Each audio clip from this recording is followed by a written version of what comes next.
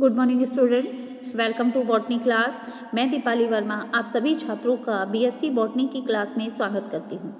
बच्चों, आज जो हम अपने सेकंड सेमेस्टर में टॉपिक पढ़ने वाले हैं which is Marchantia. This is the most important and interesting chapter है आपका, जिससे बहुत सारे ऑब्जेक्टिव क्वेश्चन आपके एग्ज़ाम में पूछे जाते हैं। तो let's start Marchantia. Marchantia start करने से पहले हम सबसे पहले उसकी सिस्टमेटिक पोजीशन के बारे में बात करेंगे कि उसका क्लासिफिकेशन क्या होता है। बच्चों, मार्केंशिया का जो डिवीज़न होता है वो ब्रायोफाइटा होता है, क्लास हेपेटिकॉप्सिडा होता है, ऑर्डर मार्केंटियलिस होता है, फैमिली मार्केंशिया होती है और जीनस फैमिली मार्केंशियेसी होती है, जीनस मार्केंशिया होता है। नेक्स्ट, अगर हम इसके जो है स्ट्रक्चर को देखें तो मार्केंशिया कुछ हमें इस प्रकार से दिखाई देता है। और इसके डिस्ट्रीब्यूशन की बात करें तो ये नम छायादार स्थानों, पहाड़ों और बरसात की जो गीली मिट्टी होती है उसमें ये हमें देखने को मिलता है।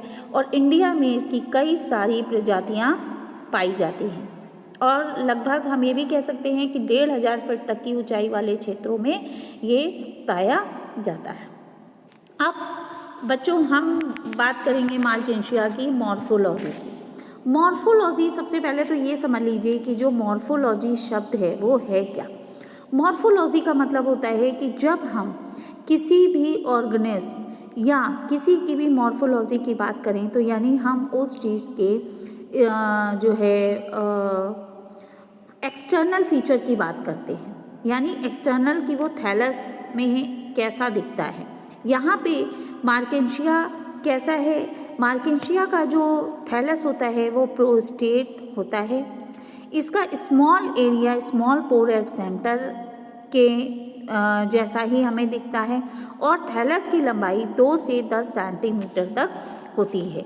और राइजॉइड्स, यानी मार्केंशिया में 2 प्रकार के राइजॉइड्स होते हैं, पाए जाते हैं, जिन्हें चिकनी भित्ति यानी स्मूथ वॉल तथा ट्यूबरकुलेटेड राइजॉइड्स कहते हैं। अब स्मॉल वॉल की जो राइजॉइड्स होती है वो इनर सरफेस यानी कैसी होती है, स्मूथ होती है।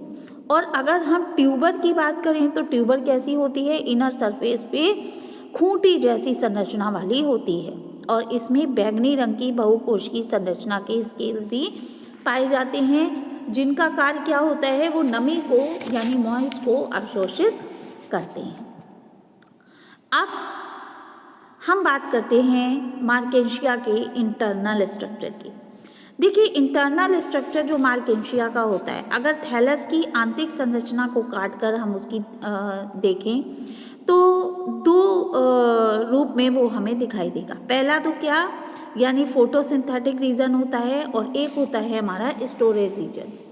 अब इस एक रीजन की अगर हम बात करें तो देखिए, जो फोटोसिंथेटिक रीजन होता है वो थैलस की हमेशा डॉर्सल सरफेस पर, यानी जो उसकी एपिडर्मिस होती है जिसमें ढोलक के आकार के एयर पोर्स होते हैं, यानी वायु छिद्र होते हैं और ये वायु छिद्र वायु वेशमों में खुलते हैं। और प्रत्येक सेल में अगर हम ईच सेल की बात करें तो उसमें डिस्क्वाइड और क्लोरोप्लास्ट पाया जाता है और ये फोटोसिंथेटिक पिगमेंट प्रकाश संश्लेषण करके कार्बोहाइड्रेट का निर्माण करते हैं जो स्टोरेज रीजन में संचित रहता है। अब वहीं पर अगर हम बात करें स्टोरेज रीजन की, यानी दूसरे रीजन की, तो ये कैसा होता है, ये हमारा पेरेनकाइमेट्स ऊतक का बना हुआ होता है जिसमें बहुत सारी इंट्रासेलुलर स्पेस नहीं पाई जाती और सभी कोशिकाएं कैसी होती हैं, हमारी रंगीन होती हैं, जिनमें स्टार्च गेन पाए जाते हैं। अब मार्केंशिया की हम लाइफ साइकिल की बात करेंगे, यानी मार्केंशिया की जो लाइफ साइकिल है वो कैसी है। स्टूडेंट, मार्केंशिया की लाइफ साइकिल यानी हम उसके रिप्रोडक्शन की यानी प्रजनन की बात करेंगे। मार्केंशिया में 2 विधियों यानी 2 मेथड के द्वारा इसका रिप्रोडक्शन होता है। एक होता है वेजिटेटिव और एक होता है सेक्सुअल। देखिए, जब हम वेजिटेटिव रिप्रोडक्शन की बात करते हैं तो मार्केंशिया में जो वेजिटेटिव रिप्रोडक्शन है वो कई विधियों यानी निम्नलिखित विधियों के द्वारा होता है। कौन कौन सी विधियाँ होती हैं, जैसे कि आप ऊपर देख सकते हैं, इसमें लिखा हुआ है by death and decay of old thallus, यानी थैलस के पुराने भागों के मृत एवं नष्ट होने से मार्केंशिया के परिपक्व थैलस धीरे धीरे पिछले भागों से गलकर नष्ट हो जाते हैं और जिसके नष्ट होने के बाद उसके अग्र जो आगे के भाग होते हैं वो पृथक हो जाते हैं और प्रत्येक शाखा नए थैलस का निर्माण करती है। नेक्स्ट अगर हम देखें तो एडवेंटियस ब्रांच, यानी कभी कभी थैलस की निचली जो सतह होती है वो एडवेंटियस ब्रांच उत्पन्न होने लगती हैं, जो क्या करती है, जो वेजिटेटिव, यानी अगर हम देखें तो हमें वेजिटेटिव प्रजनन में सहायक होती है। फिर आता है हमारा जेमा कप। देखिए आपके एग्ज़ाम में जेमा कप बहुत ही इम्पोर्टेंट है, तो आप लोग इस जो है बहुत ध्यान से पढ़िएगा इसे। तो मार्केंशिया में जो वेजिटेटिव रिप्रोडक्शन होता है मुख्य रूप से गेमी द्वारा होता है और ये संख्या में गेमा कप के आधार पर उत्पन्न होते हैं। अब देखिए स्ट्रक्चर ऑफ गैमा की अगर हम बात करें तो प्रत्येक गैमा का शरीर कैसा होता है, मल्टी सेलुलर होता है। स्टॉक होती है, स्टॉक कैसी होती है, यूनिसेलुलर होती है और इसमें लैटरल नोच होती है। गेमा की सभी सेल क्लोरोप्लास्ट प्लेट्स पाई जाती हैं।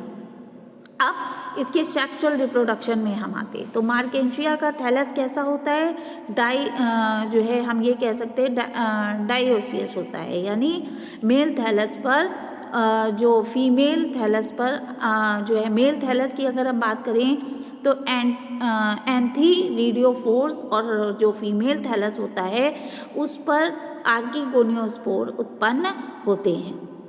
नेक्स्ट अब देखिए इसमें मार्केंशिया में जब हम सेक्सुअल रिप्रोडक्शन की बात कर रहे हैं तो इसमें सेक्स ऑर्गन है, यानी जो मेल रिसेप्टिकल्स होते हैं और आपके फीमेल रिसेप्टिकल हैं। तो यहाँ पर पहले हम मेल की बात करते हैं। मेल में जो रिसेप्टिकल यानी प्रत्येक एंथ्रीडियोस्पोर में 1 से 3 सेंटीमीटर का स्टॉक होता है।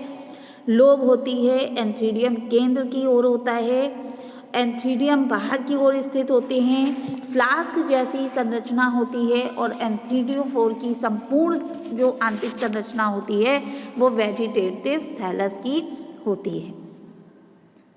अब एंथ्रीडियम, यानी एंथ्रीडियम की हम बात करें तो मार्केंशिया में जो आपका फीमेल जो है ऑर्गन होता है वो कैसा होता है, एंथ्रीडियम कहलाता है, जो एंथ्रीडियोफोर की डिस्क की ऊपरी सतह यानी अपर सरफेस पर एंथ्रीडियल चैम्बर में स्थित होता है और इसमें जो एंथ्रीडियम होती है वो एक स्तरीय जैकेट होती है, एक बाइफ्लैजिलेटेड एंड्रोसाइट का निर्माण करता है और इसमें जो फ्लैजिला होते हैं यानी फर्टिलाइजेशन के समय एंथ्रोजॉइड्स के फ्लैजिला गति करते हैं।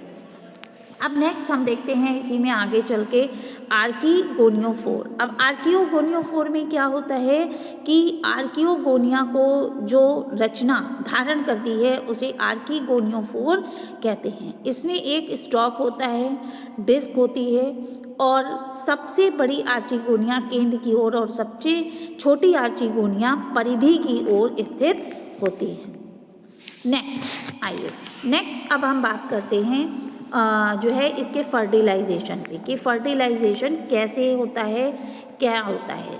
देखिए फर्टिलाइजेशन के समय जो एंथ्रीडियम होता है तो एंथ्रीडियम का जो जैकेट होता है वो क्या करता है, वाटर को एब्जॉर्ब कर लेता है, अवशोषित करता है, फट जाता है और सारे एंथ्रोजॉइड जो होते हैं वो क्या होते हैं, जल में आ जाते हैं और जो एंथ्रीडियोफोर होता है वो आर्किगोनियोफोर तक पहुँचते हैं। मार्केंशिया में आर्चिगोनियम द्वारा कुछ केमिकल सब्सटेंस भी स्रावित होते हैं। इन रासायनिक पदार्थों में प्रोटीन है, पोटेशियम है, सॉल्ट है, ये सारी जो है हमारे रासायनिक पदार्थ होते हैं। फर्टिलाइजेशन के समय एंथ्रोजॉइड्स पानी में तैरता हुआ कवर कोशिका तक पहुंचता है और क्या करता है, नेक कैनाल सेल और वेंट्रल सेल की भित्ति इसमें घुल जाती है और एक म्यूसिलिजेनियस शीट यानी म्यूसिलिजेनियस पदार्थ बनाता है। इसी तरह अगर हम बात करें तो स्पोरोफाइटिक फेज भी इसमें आती है मार्केंशिया में। अब ये कैसी होती है, देखा जाए तो मार्केंशिया का स्पोरोफाइटिक 3 भागों में डिवाइड होता है। पहला कौन सा होगा, पहला होगा फुट, फिर होगा सीटा और हमारा तीसरा होगा कैप्सूल। अब देखिए इसी में हम परिपक्व कैप्सूल की बात करते हैं कि एक मैच्योर जो कैप्सूल होता है वो कैसा होता है। तो एक मैच्योर कैप्सूल हवा में लटकता रहता है और जिसका जैकेट द्वारा जलवाष्प बनकर उड़ता है। कैप्सूल के अग्रज भाग में 2 या 3 दरारें होती हैं और जो कैप्सूल के अंदर एक विशेष प्रकार की गति यानी इलेटर्स इसमें होते हैं और ये कैसे होते हैं, हाइग्रोस्कोपिक होते हैं और जिसके फलस्वरूप स्पोर कैप्सूल में बनी दरारों के द्वारा बाहर निकल जाता है और वायु द्वारा एक स्थान से दूसरे स्थान पर चला जाता है। तो देखिए ये है हमारा मार्केंशिया कि मार्केंशिया में हमने आपको यही बताया कि सबसे पहले तो क्या है कि मार्केंशिया का एक वेजिटेटिव कैरेक्टर की अगर हम बात करें यानी उसकी मॉर्फोलॉजी की बात करें तो मार्केंशिया दिखता कैसा है। नेक्स्ट उसमें थैलस कैसा होता है, कैसा थैलस की लंबाई होती है। स्ट्रक्चर हम देखें तो स्ट्रक्चर उसका एक्सटर्नल फीचर क्या होता है। उसके बाद हमारी आती है लाइफ साइकिल कि इसमें मार्केंशिया में जो प्रजनन होता है, रिप्रोडक्शन होता है वो किस किस मेथड के द्वारा होता है। यानी 2 मेथड होते हैं, एक होता है वेजिटेटिव, दूसरा होता है सेक्सुअल। नेक्स्ट अब इसमें फर्टिलाइजेशन होता है तो वो कैसे होता है और मार्केंशिया के स्पोरोफाइटिक होते हैं उसे कितने भागों में डिवाइड किया गया है। तो बच्चों आई होप आज का ये जो चैप्टर था आप सबको समझ में आया होगा। नेक्स्ट चैप्टर हम अपने नेक्स्ट टर्न में पढ़ेंगे विच इज़ रिक्सिया। थैंक